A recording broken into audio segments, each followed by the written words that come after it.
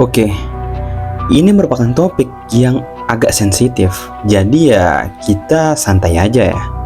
Tapi jangan salah, meskipun topiknya rada gelap, justru ini penting buat dibahas.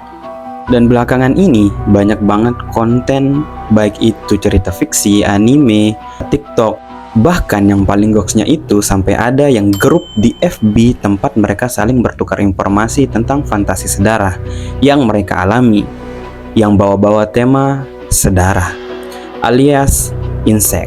Karena bukan cuma muncul di novel-novel Wattpad, tapi udah masuk ke budaya pop, bahkan jadi fantasi buat sebagian orang. Dan pertanyaannya, kok bisa mereka melakukan seperti itu? Apakah ini cuma hiburan gelap? Atau ada yang perlu kita perbaiki atau waspadai? Tanpa berlama-lama lagi, yuk kita bahas, tapi santai di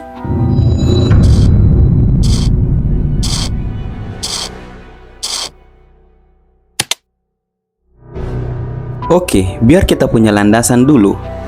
Kita mulai dari definisinya. Nah, fantasi sedarah itu pada dasarnya adalah bayangan atau imajinasi tentang hubungan romantis atau seksual antara orang-orang yang masih satu keluarga. Biasanya antara kakak beradik, ayah anak, bahkan sepupu. Dan ya, ini jelas tabu di hampir semua budaya. Akan tetapi, anehnya, banyak yang mengangkat ini di karya fiksi mereka. Misalnya, di anime-anime Jepang, ada karakter yang nggak sengaja jatuh cinta sama adik tirinya. Di Wattpad, jangan ditanya, banyak banget cerita kayak gitu. Nah, sekarang pertanyaannya, kenapa bisa viral? Yang pertama, algoritma nggak punya moral. Yang penting rame, atau ditonton dan dibaca banyak orang. Yang kedua, shock value. Manusia tuh emang suka penasaran sama hal-hal yang dilarang. Karena otak kita itu gampang tertarik sama yang aneh-aneh atau ekstrim atau ya tabu gitu. Yang ketiga, media punya peran besar. Banyak banget cerita yang dibungkus manis kayak ya dia bukan adik kandungku, tapi kami tumbuh bersama.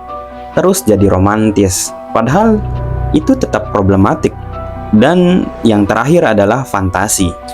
Nggak selalu mencerminkan kenyataan, akan tetapi bukan berarti bebas nilai juga. Dan yang bikin kagetnya, itu ternyata ada komunitas-komunitas yang bahas ini secara terang-terangan. Salah satunya yang lagi viral saat ini yaitu di Facebook. Ya, platform biru itu.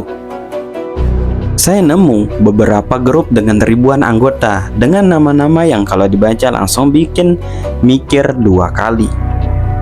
Di dalamnya banyak banget yang share cerita-cerita fiksi, meme, bahkan curhatan pribadi soal ketertarikan mereka dengan fantasi sedarah mereka. Dengan orang-orang sedarah mereka atau keluarga mereka. Gila nggak tuh? Dan bahayanya adalah normalisasi. Semakin sering dibahas, semakin sering dianggap biasa. Padahal ini bisa banget berdampak negatif, terutama buat remaja-remaja yang masih labil dan bisa salah paham. Beberapa kasus kejahatan sedarah beneran diawali dari konsumsi konten-konten kayak gini. Dan ironisnya, komunitas ini kadang malah saling mendukung tindakan nyata satu sama lain, yang dimana mereka saling menge-share pengalaman pribadi mereka dan menawarkan fantasi-fantasi mereka itu ke khalayak ramai yang ada di grup. Gila nggak tuh? Tapi disclaimer dulu, saya nggak bilang semua orang yang punya fantasi ini bakal bertindak. Akan tetapi, kita harus mengerti, fantasi yang udah terlalu jauh, apalagi didukung komunitas, bisa bikin orang kehilangan kontrol. Banyak banget platform mulai ketat soal ini, akan tetapi masih banyak juga yang lolos. Salah satu alasannya adalah, ya karena mereka masih ada marketnya gitu. Dan banyak banget orang-orang yang mendukung tentang fantasi ini di platform-platform tersebut. Itulah yang membuat platform tersebut semakin meningkat penggunanya. Oke, ini agak dalam sih. Banyak psikolog bilang kalau fantasi ini itu bagian dari eksplorasi pikiran. Ada yang bilang fantasi sedarah muncul karena adanya keintiman emosional yang dekat banget gitu. Misalnya sama saudara sendiri. Terus otak manusia kadang salah tangkap. Tapi jangan salah, mayoritas orang-orang yang punya fantasi ini itu nggak mau kejadian beneran. Mereka sadar ini tabu. Akan tetapi otak mereka itu ngasih imajinasi soal hal tersebut. Jadi ya seakan-akan itu sudah bisa direncanakan oleh otak mereka gitu. Kayak emang hati kita nggak mau, kemudian otaknya itu memberikan imajinasi tentang fantasi saudara tersebut karena ya mereka sudah menontonnya gitu. Itulah yang diberikan fantasi-fantasi tersebut walaupun hati kita tidak mau melakukan hal tersebut. Dan itulah yang menyebabkan badan kita itu mau bergerak untuk melakukan hal tersebut. Sama kayak orang yang suka nonton film horor, bukan berarti pengen dibunuh hantu kan? Akan tetapi tetap kita harus hati-hati karena kalau ini semakin dilumrahkan bisa bikin batas etika jadi kabur.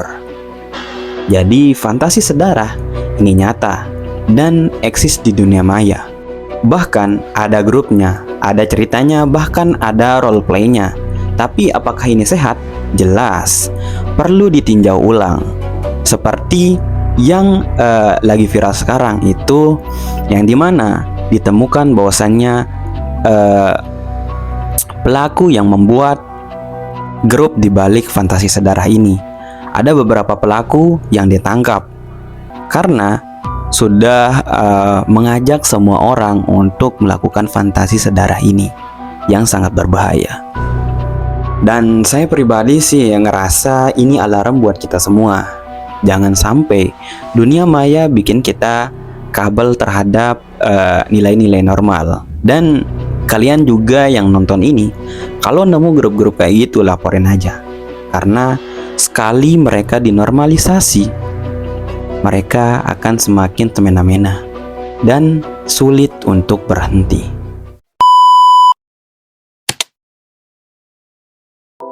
Jadi kesimpulannya itu, boleh penasaran tapi harus kritis.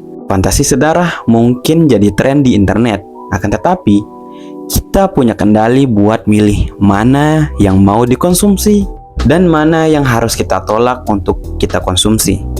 Ya, thanks sudah nonton sampai sini. Kalau lo punya pendapat atau soal tentang topik ini, tulis saja di kolom komentar dengan sopan pastinya. Okay, maybe that's all from me. See you next time and bye-bye.